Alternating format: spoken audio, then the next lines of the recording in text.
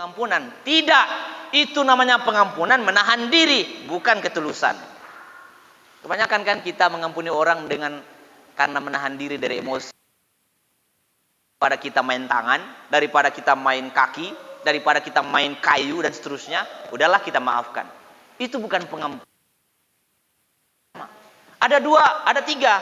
Jenis yang kedua lagi, kenapa orang mengampuni terbatas? Manusia mengampuni terbatas, kenapa? Dia nunggu waktu yang tepat. Ditanya, kenapa? Kan udah Natal kemarin. Pak Pendeta, Pak Gembala menyuruh kita untuk mengampuni semua orang supaya kita menikmati sukacita Natal yang penuh damai. Maka lepaskan pengampunan ya. Lalu dia bisik-bisik sama kawannya. Aku sih, nanak boh, ame boh, tunggu waktu yang tepat boh. Aku tunggu harinya boh, hatiku napek damai kuah. Tunggu dulu boh. Sampai hatiku benar-benar damai kuah, baru aku mau mengampuni dia boh.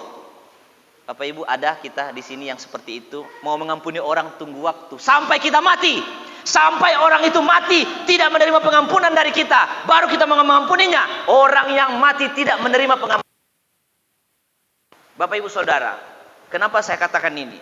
Banyak sekali orang Kristen berpikir cara yang dia tempuh untuk mengampuni orang dengan menunggu waktu sampai kapan, itu akan membunuh diri sendiri.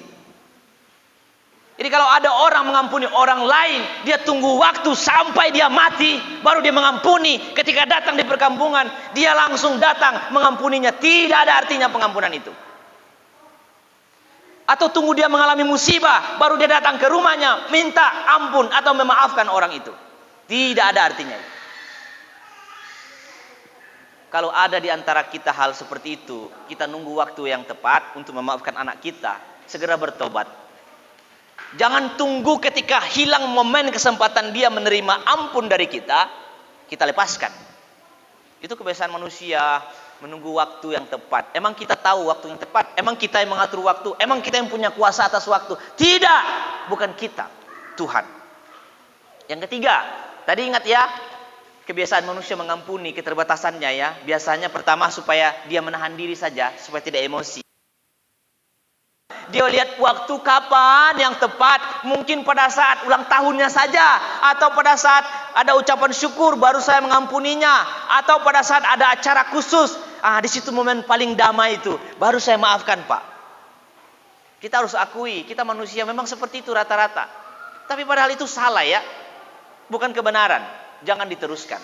Yang ketiga, keterbatasan pengampunan manusia. Biasanya kita mengampuni itu tidak tuntas atau berbekas. Betul? Kalau kita mengampuni orang itu tidak tuntas, masih ada noda.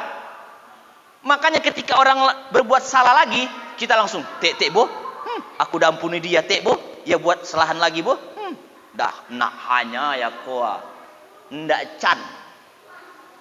Makanya kita boleh cemburu, makanya kita sentimen dengan orang itu. Karena ada kisahnya, masih ada noda di dalam hati kita yang belum kita lepaskan. Kita hanya menyampaikannya dalam mulut pengampunan, tapi tidak dalam hati. Bapak Ibu Saudara, kalau mau mengampuni orang harus tuntas. Makanya Tuhan mengajarkan kita apa? Pengampunan yang ideal itu 70 kali 7 kali. Artinya apa? Tanpa batas, tanpa syarat, tanpa bekas. Saya ulangi, 70 kali 7 artinya apa? Tanpa batas, tanpa syarat, tanpa bekas. Jadi kalau mengampuni itu 3 itu. Tidak ada batasannya.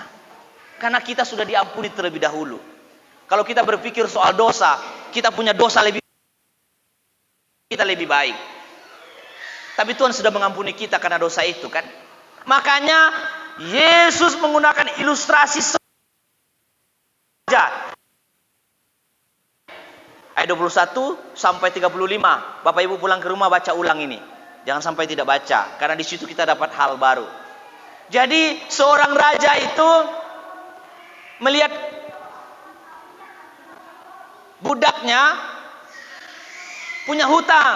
Dia bilang, "Hei, kamu punya hutang ya? Supaya kau membayar hutangmu, engkau jual seluruh hartamu dan keluargamu kau jual," katanya, supaya bayar hutangmu. Lalu budaknya ini Apa? Merengek, Tuhan ampuni saya, berikan kesempatan lagi supaya saya berhutang. Akhirnya raja ini punya apa? Saya lunaskan utangmu, tidak usah lagi, tidak ada utangmu ya, saya putihkan.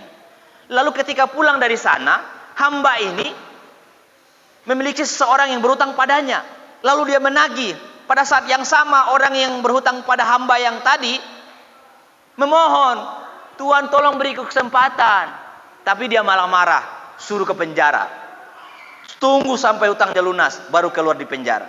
Bayangkan, padahal raja sudah memaafkan hamba ini, tapi hamba ini tidak memaafkan hamba yang lain yang berhutang padanya. Bayangkan Bapak Ibu Saudara.